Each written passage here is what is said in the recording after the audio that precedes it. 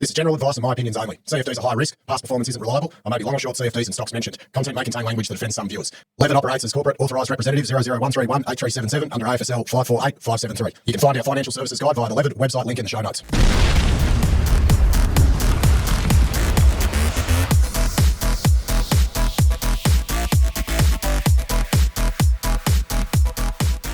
Righto, bag holders and stop loss haters. So, I've got to give a punting update. I've been too busy doing these bloody company interviews, being all professional, because that's what's paying the bills. They've been coming out all right, actually. Even Hot Copper likes them. If Hot Copper likes the interviews, that is saying something, because Hot Copper hates everything. So they're coming out all right. 2 more to come this week. Couple of African jobbies. One big one, and one that's not that big. So, mate, they're in bloody companies that want to bloody come on. Get in touch. LEVRD.live, Matt at LEVRD.live, however you want to bloody get in touch. They're ripping. They're ripping. Right, let's see. So, okay, war update quickly. Trump, he said the Iran's bloody response to his peace proposal is unacceptable. So the war continues.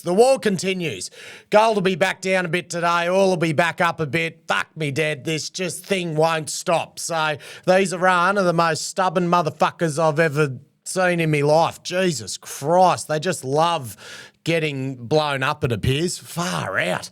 Anyway, right, I'm going to go through. I've had a fun rejig. Not a big rejig, but oh, Jesus, it was getting skinny, and I'm like, right, I have 2 options here. I can be sensible, or I can punt my way out of this. That's what would Matt Michael do? He's got to punt his way out. He's got to maximise leverage and punt his way out. That's what I've done. So we'll see. Well, I'll tell you where I'm sitting. I'll show you what positions I've trimmed, closed, added, and where the number's sitting at. Oh, God, far out. I just need to get back to break even and then just act like none of this ever happened. Okay, here's what I trimmed last night, and I'll go through the other week and go through what's coming up. Right. Bright Star, had to trim some of that. So, firstly, I'll say I was getting close to getting bloody margin called, because there was, in the smaller ones, there's more margin applied to it, and then I was just like, far out. This is just, things just wouldn't rebound. So I had to trim a bit of Bright Star. That thing just won't bloody go up. Just we're waiting on permitting. I'll still hold some, so I'll go into it in a bit. Had to get rid of Kaiser Reef. That was... I liked after the interview where it's heading, but possibly going into the quarterly, there's still time to wait to see if they're going to have a good cash flow positive quarter or not. So it's probably not going to, it mightn't even move until then. I don't know. So had to get rid of Kaiser Reef. Same with Phoenix. That wasn't a big position, but just wasn't doing anything. Had to go into something that was going to rebound harder with more leverage. Medallion, had to make a decision. Didn't really want to get rid of it. It was a small position, but took it at about neutral. So losses on those ones, as you can see. Talk, had to trim Talk a little bit. Did profit on it, but still hold Talk. WAF, probably should have sold WAF at bloody $3.40 or something. Had to get rid of it at $2.95. It has rebounded, but I'm thinking of better spent going into some other goldies at the moment. Ramelius, had a quick little punt on Ramelius that worked all right. Got him at $3.34, sold at $3.50. I would be in it. Because I like the buyback, but they are going through that building phase of getting Dalgaranga into the mill, expanding the mill, and it just appears the market's just not ripping them up yet till it all comes into the numbers. So anyway, quick little profit on there, Ramelius. The win was the lines. So got in at $1.90, ended up selling at $2.54. That thing was absolutely ripping. Lithium was ripping. And so not a bad profit on Linetown, 13 grand there, thank God, pretty much. Oh, so net there, all of them, I'm in profit on these positions I've closed. But I was getting that fuzzy feeling about Linetown when it was just like the chart looked overbought, and I was just like, another 10% would be great. But that is where I've come unstuck, because I'm thinking, right, if this just needs to keep going up, or I should fucking sell. And that's what I did. And thank God, spodumene was at $2,600 a tonne for SC6 FOB out of Australia, and then it went up to 2,900, and Linetown actually went down. So Linetown went down to 245. So I've actually got lucky there, because it actually went down even though the spod price went up. So might go back in later, but that's where it's at. So here's the updated list. Fucking NASDAQ. So that's sort of the core short at the moment. If there's a bloody market meltdown, is the NASDAQ, but it just freaking keeps ripping. Have a look at these charts. This is pretty much since the downturn of the war. It's gone from 23,000 to 29,000. And it is the verticalness of this, because the tech earnings were good, most of them anyway, and it is just absolutely pumping. You look at the RSI on it, that's the daily. It is just absolutely peaking. On the weekly, it's like, you see, once it hits the red here on the RSI, it usually has some sort of bloody pullback of some sorts. So it is bloody overbought at the moment.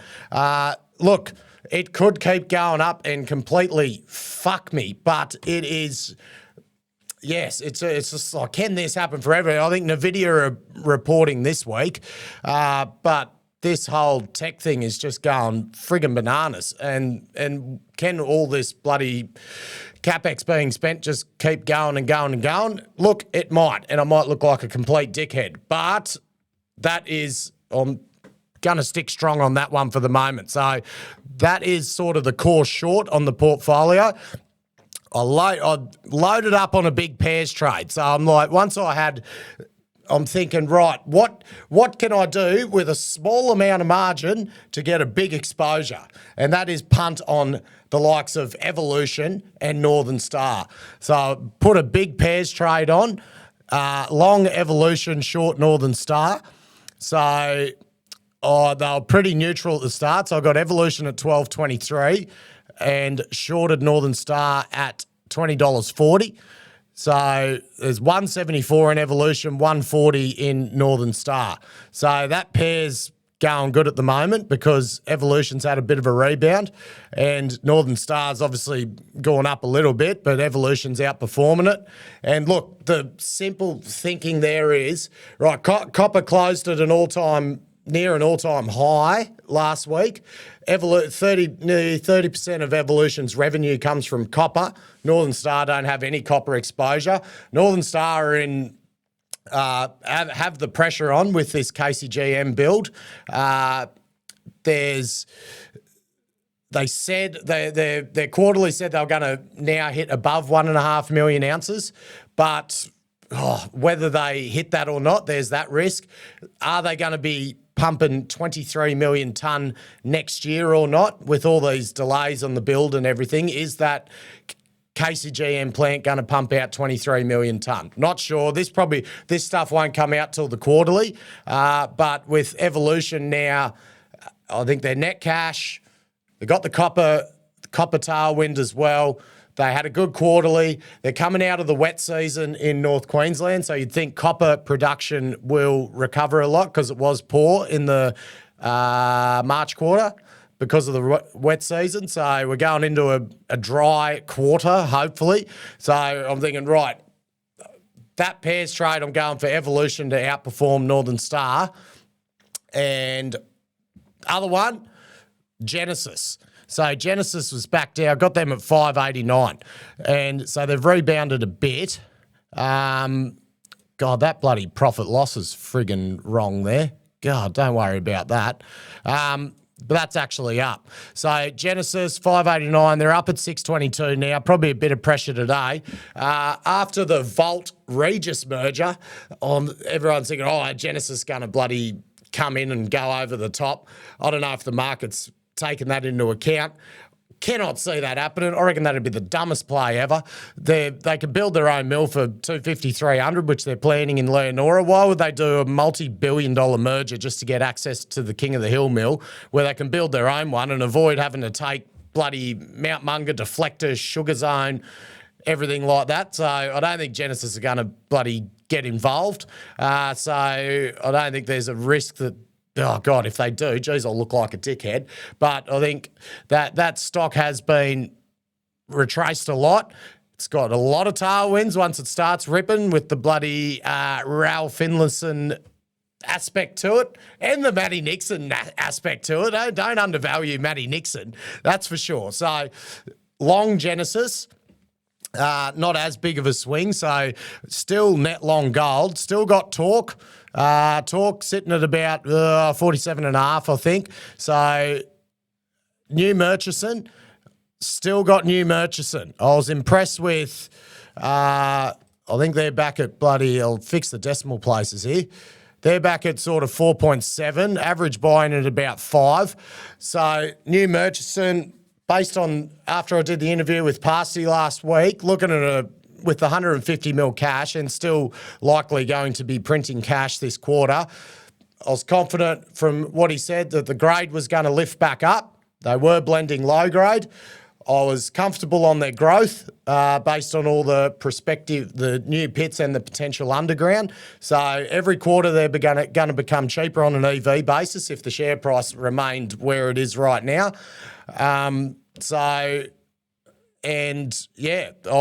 I'll come out of that interview thinking, right, this could revalue a bit. So it's become a bit stagnant, so I've held on to New Murchison. Bright Star, still got some of that, still waiting on the permitting,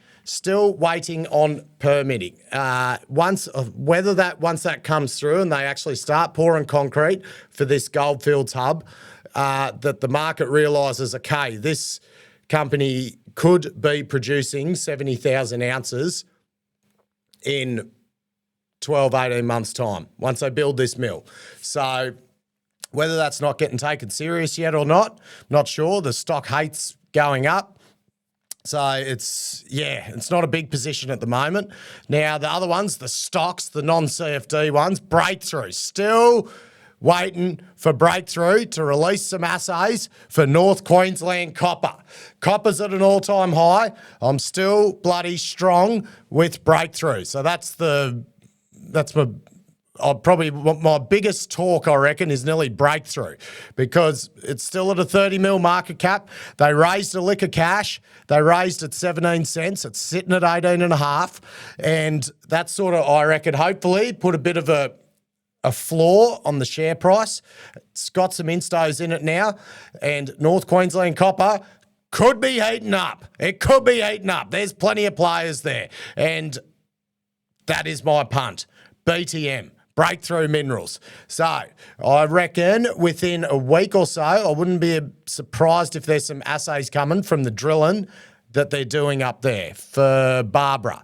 So going into open at depth extensions, we'll wait and bloody see. And the final one, the helium punt, Prominence Energy. So I went in on that cap raise, 2.2, it's sitting at 0.3, so 0.22, sitting at 0.3. Got some options as well. That's just a bit of a helium thematic Hail Mary, you'd say. So that is the fund as we speak.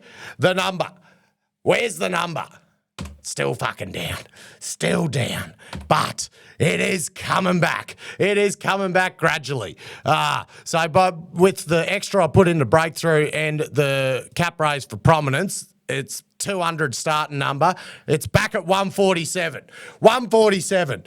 Oh, it doesn't sound good. So I need to make up 53 just to get back to even. And then, as I said, say that, okay, my name's Matt Michael. I now have 200 grand to punt on stocks, and I've never been on YouTube before talking about my fund. And I'll just do a reset. I'll probably just do my channel change the channel name and just act like nothing happened and start fresh and make no mistakes ever again, like I've done heaps already.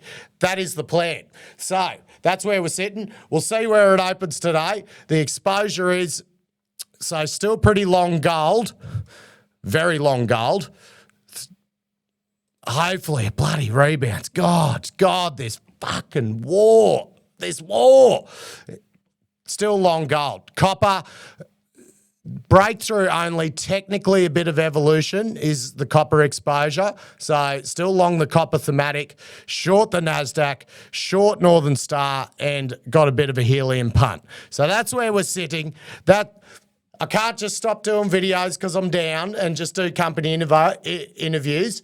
That would be unethical. I've got to show you the struggle that I'm fucking going through. And I don't want to just be professional in company interviews and forget who I actually am. This is who I am, deep down. Rightio. Okay, there we go. As always, you're going to be hearing a lot more going forward about these dogs. The Toad, brought to you by the Canetoad, the DOSH sponsor of LEVRD, the unparalleled 3D drilling software. I'll give you even just look at the Toad up here. Have a look at it. Just every ASX announcement as it comes out with a link to the drill holes, the company, the everything, the tenements. It is just unbelievable software that you are just mad not to have. I'll just even throw a logo up there because I can. Righto, punters. Have a good one. That's where we're at.